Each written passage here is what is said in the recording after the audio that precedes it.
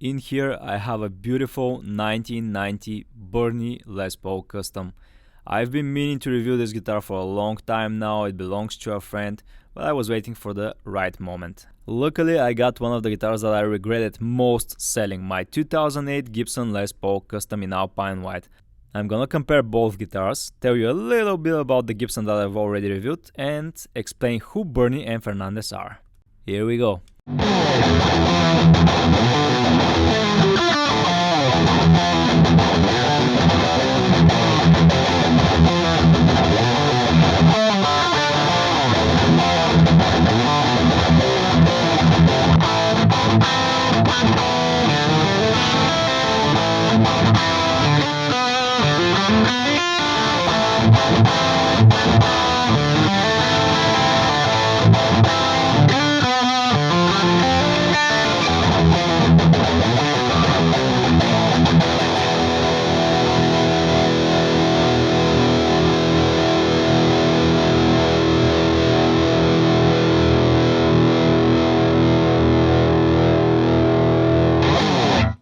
When you hear a brand name such as Fernandes, probably the last thing you're thinking about is Japanese guitars.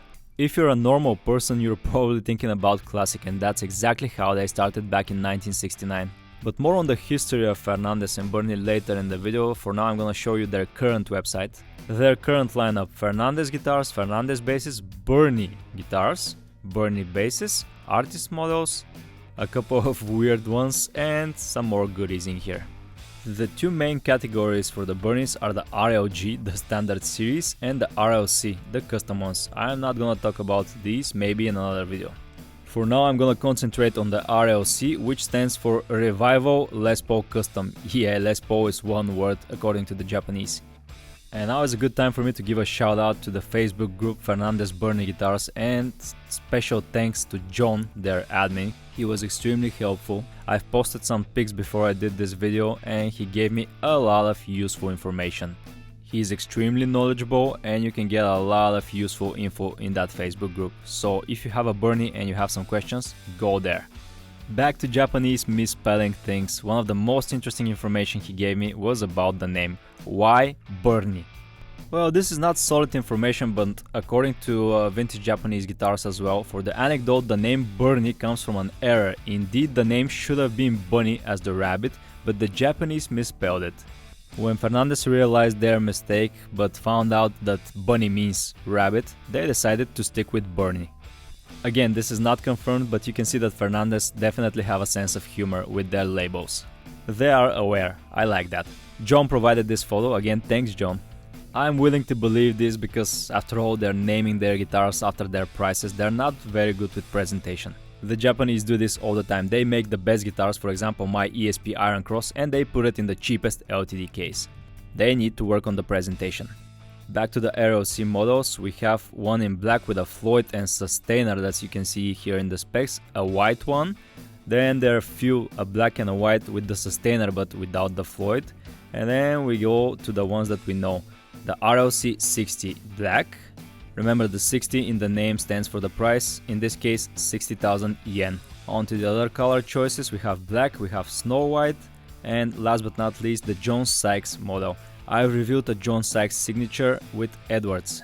One more model here, the RLC-60 in black, but with the P90 pickups. And now, as promised, more on the history of Burny and Fernandes. If you want to check it out for yourself, you can go in the website, company, history, and of course it's in Japanese, but thanks to the miracle of modern technology, we have an instant translation. February 1969, established Saito Musical Instruments in Tokyo. There's an amazing article about the history of Fernandes and Burny by Frankie Benedettini. I've used his information before when I did my ESP Edwards reviews.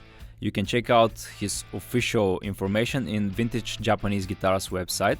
I'm gonna go through it quickly and then I'm gonna read it while I show you the beautiful Burny Les Paul Custom.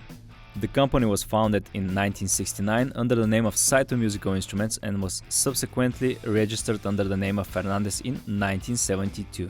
Initially the brand produced flamenco guitars, hence the choice of Spanish sounding name. Fernandes quickly expanded his offering by producing acoustic and electric guitars, basses, amplifiers, and various accessories. This is how Fernandes Burny became one of the most famous and respected manufacturers in the world of made in Japan guitars. Besides many Fender copies with great quality, Fernandes also made copies of Gibson under the Burny brand. Back then, Burny were superior than other copies because they were using glued-in set necks, while other brands were still doing bolt-on. In 1975, Fernandes therefore launched his copies of Gibson Les Paul Standard and Custom. They had a solid mahogany body and tabletop made of 2 pieces, as well as pasted sleeve, faithfully copying Gibson. At the times, the guitars were made in the factory Terada. Later, Fernandes negotiated production with Tokai Gaki. In 1981, Fernandes launched the series The Revival, RLC Revival Les Paul Custom. They were perfect copies down to the diamond on the headstock. Later on, in early 89, they've changed the diamond. The Revival series were perfect copies of the Gibsons. To show you what I mean, check out the 88 official catalog for Fernandes. Here we have the RLC-60, and they still have, let me zoom in it for you, the Gibson diamond on the headstock. Here it is again on the RLC-65 with 3 pickups. The pickups back in 88 were the VH3, and some of these guitars had maple tops. 1 year later, 89's catalog still has the RLC-60 60s model, which means that they probably have maple top because the Gibsons in the 60s had the maple top, and sure enough in the specs, some of them mahogany, some of them maple. I know it's a bit hard to read, but these 89 models still had the VH3 pickups, but the diamond was no longer the Gibson one. Burny cleverly slightly altered the diamond by connecting the middle section here. So early 89 marks the change of the headstock diamond. This helps me date the guitar that I have for review now. The RLC-60 was offered in 4 colors: the Alpine White, the Black, the Cherry Sunburst and Tobacco. The 90s sorry about that, I was looking at these fine ladies here. Ignore what I was showing you. There we go, the glorious RLC-65. The 1990 RLC-65, still 60 model, but this time no maple top for it, which is curious because the 50 models of the Gibson Les Paul Custom are all mahogany. I'm gonna try to zoom in and show you some of the specs, but it's pretty hard to read. The VH1 pickup, rosewood fingerboard, 22 frets, 24.75-inch scale length, the usual stuff for a Les Paul. The headstock has the new style of the diamond. Here's a picture for the other 2 colors for 1990, and I think that's the same picture from 89. Yep, they've just zoomed in on the older photo. Lazy much? And that's it for Burny. Now for the Gibson.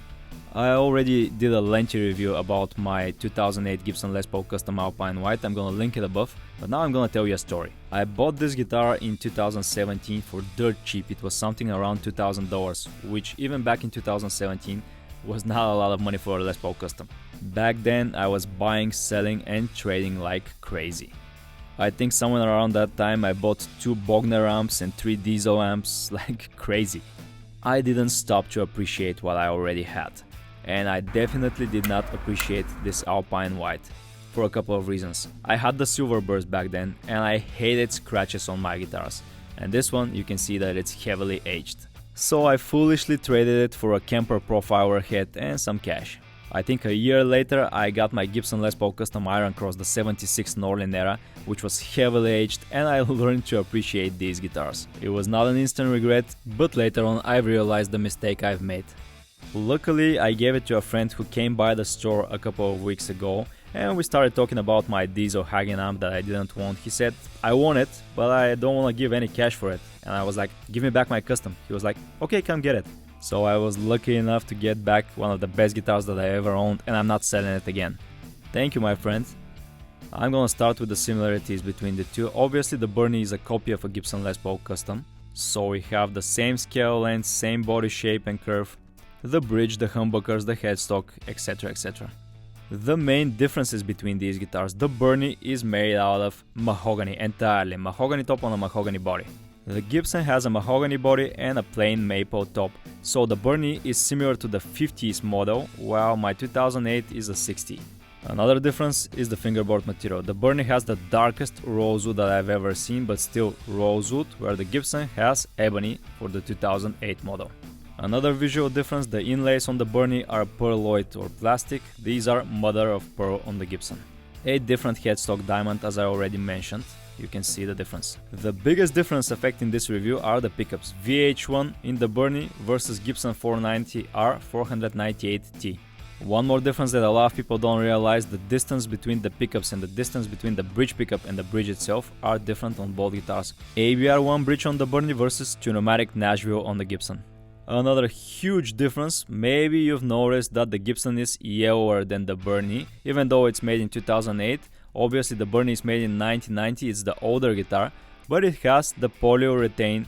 Obviously poly ages as well, it got creamer, but the Gibson has the nitrocellulose lacquer and it gets yellow like this. And it feels softer. The way these two finishes age is evident in the back as well. You can see how uneven the nitro has aged. I know they're in different condition, the Burny was more preserved while the Gibson was played as it should be. You see the nitro has aged more in some places when in contact with the previous owner probably. Other than that, the Gibson is slightly thicker, probably because of the finish, the electronics are different, some other minor differences like the tuners, but let's crack on with the more detailed review of the Burny. Something important before I start, on a lot of guitars I do polish the hardware, but in this particular case I like it like that. It is an early 90s guitar and it has patina on the pickup covers, the bridge and tailpiece looks great. The owner likes it too, so I'm not gonna mess with it. I'm just gonna slightly clean them off and polish the lacquer. I'm gonna polish the frets and oil the fingerboard, but we're not gonna touch the patina on the original hardware.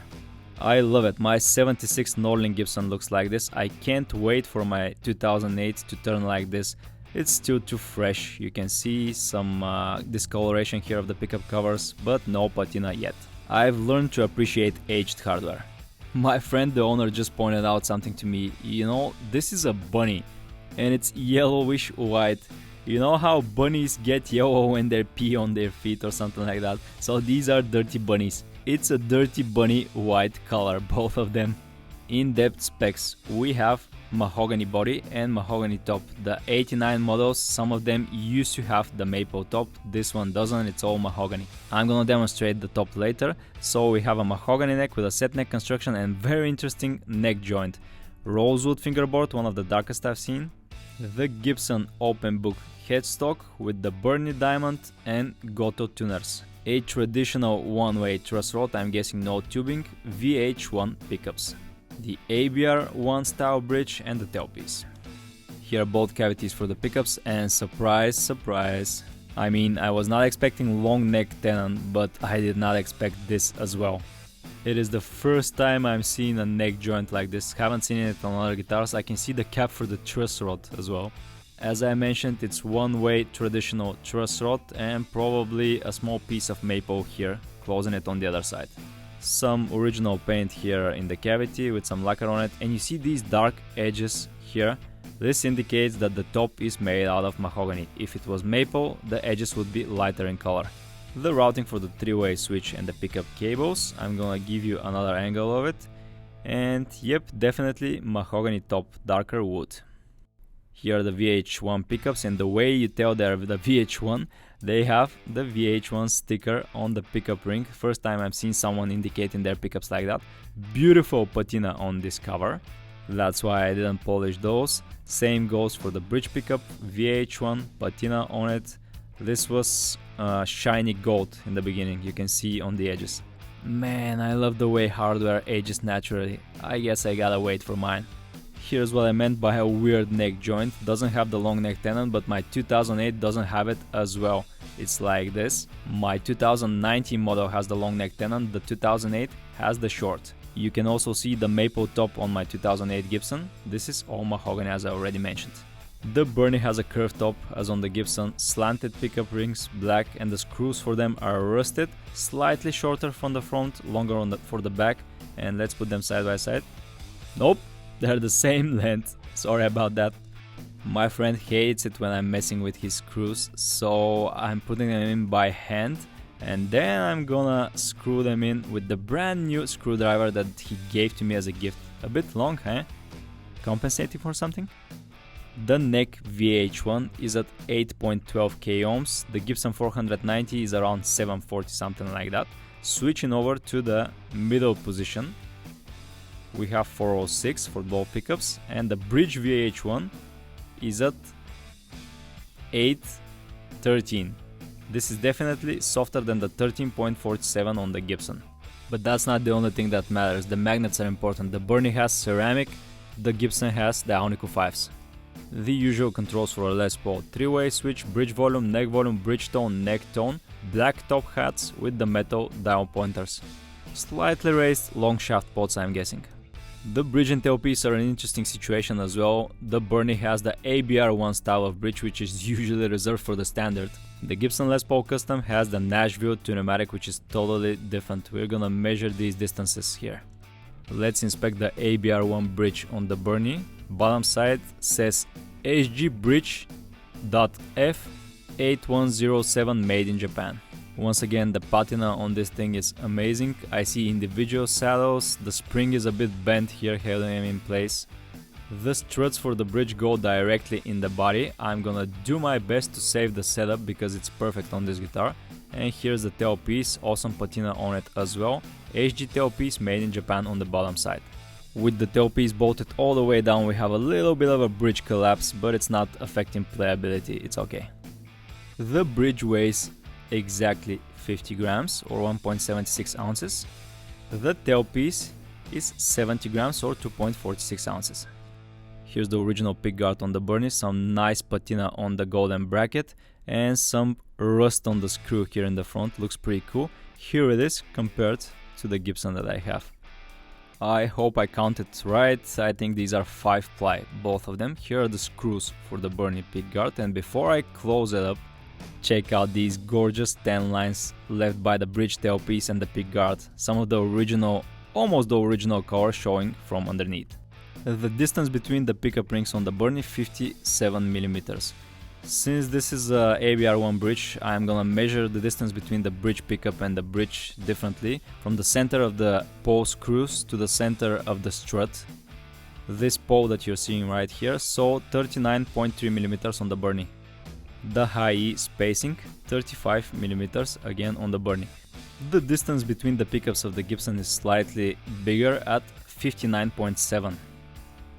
This means the bridge pickup is pushed more towards the bridge at 34.2 millimeters. Even narrower for the low E string at 30.6 millimeters. So that's the spacing.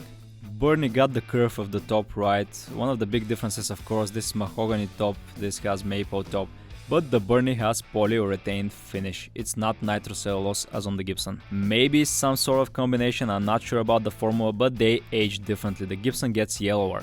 Not only that, but the paint is different as well. If you look close at the Burny, you can see the mahogany grain.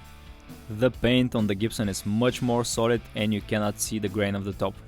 My 2008 is a player's guitar and the nitro has aged unevenly. Check out the video review that I did for it, and in it you understand how nitro ages over time. So one more big difference, I've been calling the Burny Alpine White, but it's indeed Snow White. The Gibson is Alpine White. Alpine White gets a little bit yellower, where obviously Snow White, because of the poly as well, gets creamier. Same goes for the binding as well.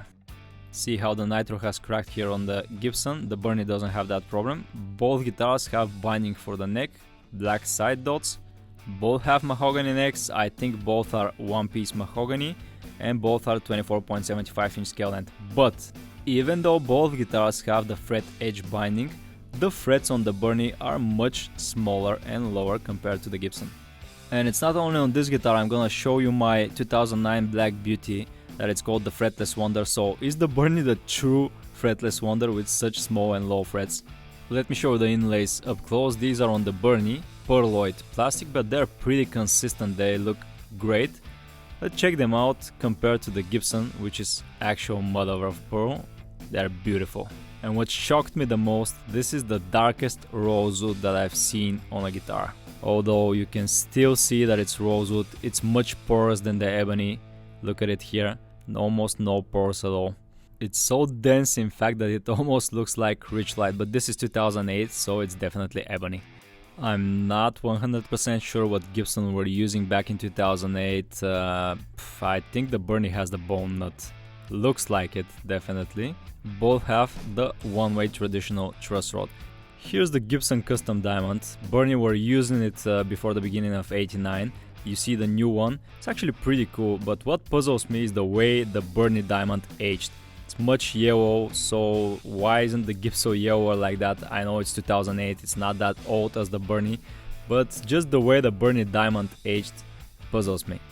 Anyway, the headstock shape is pretty similar. The Gibson Open Book black veneer. One big difference between the two is the truss rod cover. God damn it, I can't take it off the table. Look at the bell on the Burny, it's pretty different. Again, 2 screws, 2 ply, but they're different shape on both guitars. Grover tuners with the tulips on the Gibson, Goto on the Burny. You see a huge difference. The way the patina aged on the Burny is gorgeous compared to the Gibson. We'll get there, we'll get there. The Burny is 18 years older than the Gibson, which is already old. A quick overview of the Burny neck and fingerboard. It's actually immaculate, which leads me to believe that the frets, I don't see any damage on them. The fret nips are still there, but I think they might have been crowned at some point. They're too slim. Probably somebody had worked on them over the years. Let me know in the comments, are your frets bigger on your Burnys? Here's the headstock again, the black veneer, the one-way truss rod, a better look at it. And now I'm gonna compare both necks. Starting with the first fret on the Burny, 43mm or 1.69 inch, on the Gibson exactly 43 as well. The 12th fret 52.7 or 2.07 on the Burny, exactly 52.7 on the Gibson as well. First fret 22.3 on the Burny. I didn't measure the Gibson when I was doing the video, but I'm pretty sure it's the same. 12th fret on the Burny, 24.5, on the Gibson 24.5, so Burny got it pretty close, exactly as the Gibson, which is a coincidence. The neck profile as well, nicely rounded off, slim taper, 60s style C-shape, pretty close to the Gibson. And I think this is a coincidence because even the Gibsons don't get them right all the time. I have 6 of these, all of them vary the necks. So I think it's a coincidence that the 19th Burny got close to the 2008 that I have. The body thickness of the Burny 50.5mm or almost 2 inches, the perfect thickness for a Les Paul. The Gibson is at 51.3 or over 2 inches, and this is the heaviest Gibson I have. I think it's thicker mahogany. Here's the back of the Burny, double bound Les Paul body as I mentioned. Here's the routing for the 3-way switch. Someone asked what the 3-way switch is. Honestly, I don't know. Here's the electronics compartment. These are the original 500K pots. They have 90 written on them, and the capacitor is original as well. Some people dated the guitar by looking at the pots, and they said that it's made in the Dyna factory. Thank you, Joe, for this information. Again, after the agreement with Tokai, obviously these were made in the Dyna Japanese factory. The strap locks are not original, these are Schallers. Here's the original plastic cover for the electronics compartment, pretty good shape. Same for the 3-way switch, no shooting. The back of the mahogany neck is finished in gloss, set neck joint. People claim that this is one-piece mahogany, probably with wings on the headstock, and these Goto tuners with the beautiful patina. I don't know how many times I've said it. This one is a bit stiff, but in general they're one of the best tuners that I've tried. Obviously no serial number. The way you date this is by the catalogs, by asking people. Anyway, I've saved the original setup and now I'm gonna set it in E standard with 1046 Diodarios. Here's me answering a question from the owner, my friend. Hi. He asked if the frets on the Alpine White Gibson are bigger than the one on the Blackie, the 2009 Gibson Les Paul Custom Ebony. And no, they're just about the same. And I'm gonna give you a close comparison. Here is the Burny. And check them out on the Gibson. They're still bigger. But again, I think there's some work have been done on the Burny over the years. Again, Burny, custom from a better angle. This is by far my heaviest Gibson Les Paul Custom, even heavier than my Nordlin at 10.95 pounds, almost 11 pounds.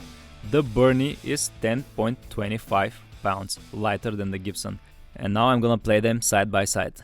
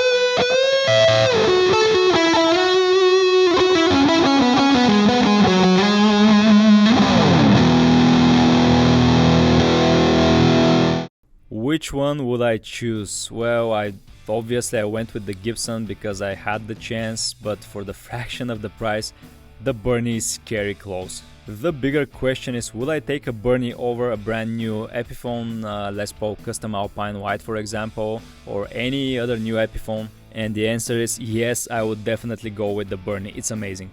They're a bit more expensive, and by a bit I mean they're twice more expensive than the Epiphone, but they're definitely not as expensive as the Gibson. And let me tell you something, while I was doing the video comparison, I had to switch between the two guitars. I was in a hurry, I wasn't looking at the headstock. There were a couple of times that I got them mixed up and I had to look at the headstock to know what I'm holding. The Burny is shockingly good and close to the Gibson. The main difference in this comparison comes, obviously, from the wood as well, but if you swap the VH1 pickups for the Gibson set, I think the results would be very close. I'm gonna be completely honest and tell you this, while I was doing the review, I had to tune the Gibson God knows how many times. The G-string was getting out of tune. Maybe I have some issue with the tuner or the string or whatever. I didn't change the strings for the review. Don't get me wrong, I love my Gibson Les Paul Customs, I'm not gonna swap them for a Burny, but this thing is freaking amazing. If you don't wanna spend a ton of money on an actual Gibson Les Paul Custom, you don't want the Chinese-made Epiphones, which are, again, they're good, but they're not as good as the Burny. Get this thing. There are still some great deals out there. There are still some guitars in great condition. Now I wanna check out the Greco Navigator and Tokai. Yay, Japan!